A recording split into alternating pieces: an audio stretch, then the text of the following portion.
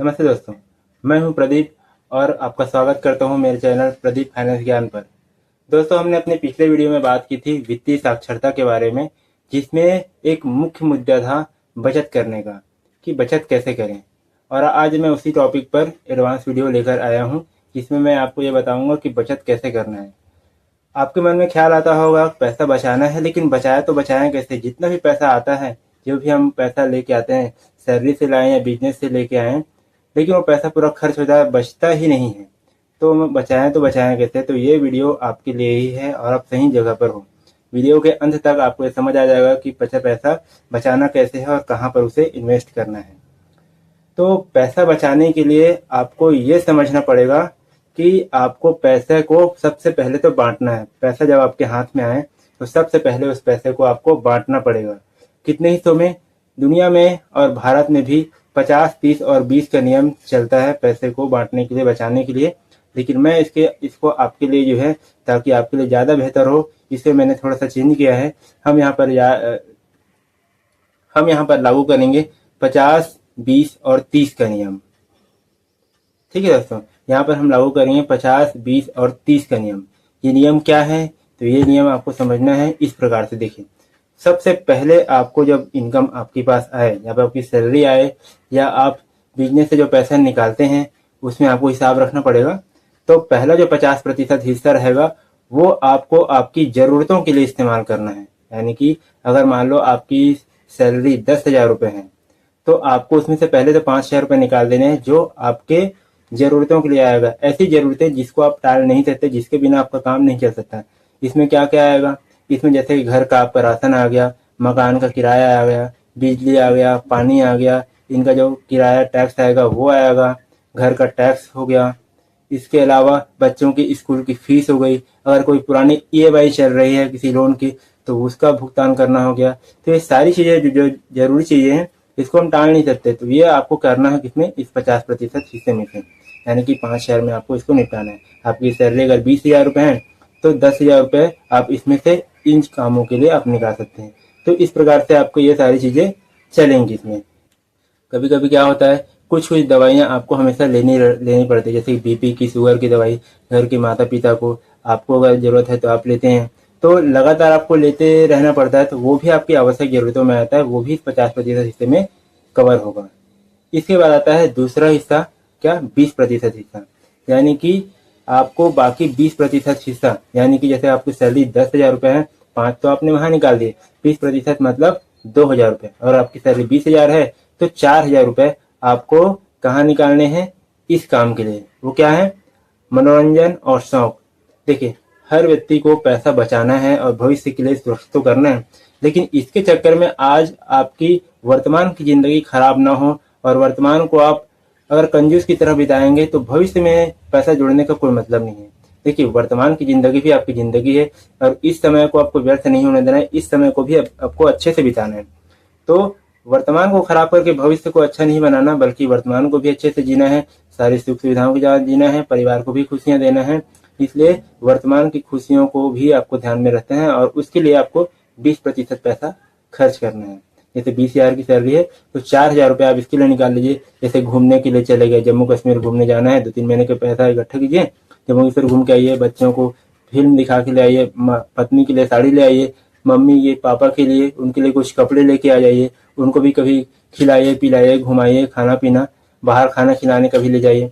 तो इस प्रकार के जो आपके हैं मनोरंजन के खर्चे, ये आपकी 20% में से होंगे। ठीक है। इसके बाद तीसरा जो हिस्सा आता है, वो बहुत ही इंपॉर्टेंट है। वो क्या है? भविष्य की सुरक्षा के लिए आपको कुछ पैसे बचा के निवेश करने हैं, जो भविष्य में बढ़ के आपको जब मिलेंगे तो आपके लिए बहुत काम आएंगे। तो उसको भी हम 3 भागों में बांटते हैं। तो भविष्य के लिए पैसे बचाने हैं, जो 30% बचेगा। आपकी 20,000 रुपये की सैलरी है, तो 5,000 आपने वहां निकाल दिया, 2,000 रुपये, सॉरी 20,000 की सैलरी है, तो 10,000 रुपये आपने वहां पर निकाल दिया, 4,000 रुपये यहाँ निकाल दिए, 14 और 6 की 10 और 4 14,000 रुपये हो गए। बाकी बचे 6,000 रुपये। इस 6,000 को आपको करना है निवेश। मैंने बताया था कि आपने 20,000 रुपये की सैलरी में से 10,000 रुपये तो घर की ज़रूरतों के लिए निकाल दिए, जिसको आप टाल नहीं सकते। 4,000 रुपये आपने शौक और मनोरंजन के लिए निकाल दिए, बचते हैं 6,000 रुपये। इस 6,000 रुपये को आपको भविष्य के लिए निवेश करना है, कुछ ऐसी जगहों पर रखना है जो आपके लिए भविष्य में काम आए।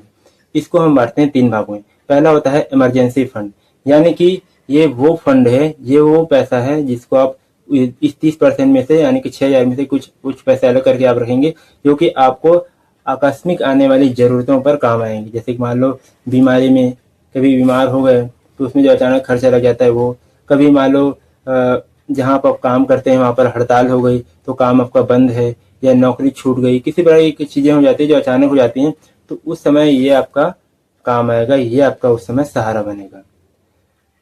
इमरजेंसी फंड के बाद हम क्या करते हैं, आर्थिक सुरक्षा करते हैं। पहली चीज तो हो गई, जो तीसरे में हमने 3 भागों में बांटा, तीसरे को, उसमें से पहला ये हो गया। दूसरा हो गया आर्थिक सुरक्षा।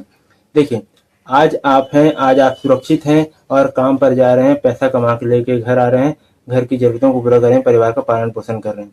कल आपको बड़ी कोई बीमारी हो गई और उसमें आपके बहुत सारे पैसे लगने हैं, तो वो पैसा कहाँ से आएगा? आपने जो 10 साल से कमा के इकट्ठा किया है, वो पैसा नहीं कहीं ना खर्च हो जाए, इसके लिए जरूरी है कि आप एक हेल्थ इंश्योरेंस लें, और उस हेल्थ इंश्योरेंस से आपकी वो बड़ी बीमारी अगर है तो वो उसका पैसा जो है वो कंपनी देगी जहाँ से आपने इंश्योरेंस कराया रहेगा, आपकी पूंजी सुरक्षित रहेगी।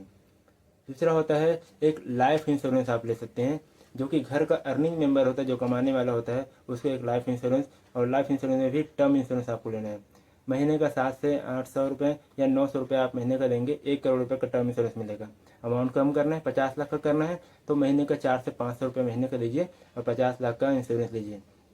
अगर बाई द चांस भगवान करे आपको ऐसा कुछ भी ना हो, लेकिन अगर ऐसा कुछ हो गया तो आपके परिवार को एक बड़ी एकमुश्त राशि मिलेगी उस कंपनी के, इंश्योरेंस कंपनी द्वारा, जो आपके परिवार का पालन पोषण आपके ही जैसे करते रहेगी, जैसे आप करते आए हैं वैसे ही करती रहेगी और उनका भविष्य सिक्योर करेगी। इसके बाद आते हैं तीसरा होता है जो पैसा मुख्य रूप से निवेश करना है। इसी तरह तीसरे जो 6,000 बचा था उसमें से कुछ हिस्सा आपको निवेश करना है। कुछ तो आपने सुरक्षा के लिए लाइफ इंश्योरेंस ले लिया, कुछ आपने इमरजेंसी फंड में लगाया, कुछ पैसा आपने सुरक्षा कवच के लिए इंश्योरेंस ले लिया, और कुछ पैसा आपको निवेश करना है। कुछ पैसा जो आपको आरडी में, एफडी में, पीपीएफ में, एनपीएस में लगा सकते हैं, सॉवरेन गोल्ड बॉन्ड में लगा सकते हैं, सरकार के बॉन्ड आते हैं उसमें आप लगा सकते हैं। अगर आप थोड़ा बहुत रिस्क ले सकते हैं तो आप शेयर मार्केट में भी जा सकते हैं और वहाँ पर म्यूचुअल फंड, एसआईपी में पैसा लगा सकते हैं, जो कि आपको एक अच्छा पैसा बना के देते हैं। कम समय में आप अच्छा पैसा वहाँ से पा सकते हैं। अगर आप रिस्क ले सकते हैं तभी आपको शेयर मार्केट में जाना है, नहीं तो आप सुरक्षित साधनों में जैसे आरडी, एफडी, एनपीएस, पीपीएफ मैंने जो बताया उसमें आप इन्वेस्ट कर सकते हैं। तो इस प्रकार से अगर आप जो है पैसा बचा के इन चीज़ों में आप लगाते हैं तो ये बिल्कुल एक सही स्ट्रेटजी होगी। पैसा कैसे बचाना है उसका यही तरीका है कि पहले जो आपको इनकम आती है महीने की, उसे सबसे पहले बांटें, और बांट के जिसका जो हिस्सा बनाया गया है उसमें से जिस चीज़ के लिए है केवल उसी के लिए उसको उपयोग करें, दूसरे के लिए नहीं। अब एक इम्पॉर्टेंट बात कि कभी कभी ऐसा होता है कि 50% जो हिस्सा हमने निकाला है, 10,000 रुपये घर के खर्च के लिए हमने निकाला, कभी वो हमको कम पड़ जाता है, तब क्या करें? तब ऐसी स्थिति में जो दूसरा हिस्सा हमने निकाला था मनोरंजन के लिए और शौक के लिए 20%, यानी कि 20,000 की सैलरी में से 4,000 जो हम निकाला था मनोरंजन के लिए, उसमें से कुछ पैसा आप उसको कम कर दो और उस पैसे को आप निकाल दो, जहाँ डाल दो जहाँ पर आपको ज़रूरत है। जैसे 50% में कम पड़ रहे हैं, अचानक मेहमान आ गए, खर्च उस महीने के बढ़ गया, तो वहाँ पर उसमें जो कम पड़ेगा पैसा उसको आप मनोरंजन के पैसे में से ही कटौती करना है। निवेश से आपको कटौती नहीं करना है, निवेश ही आपका भविष्य का साथी है। इसलिए इस तरह से आपको पैसे को सुरक्षित रखना है, पैसे को बचाना है।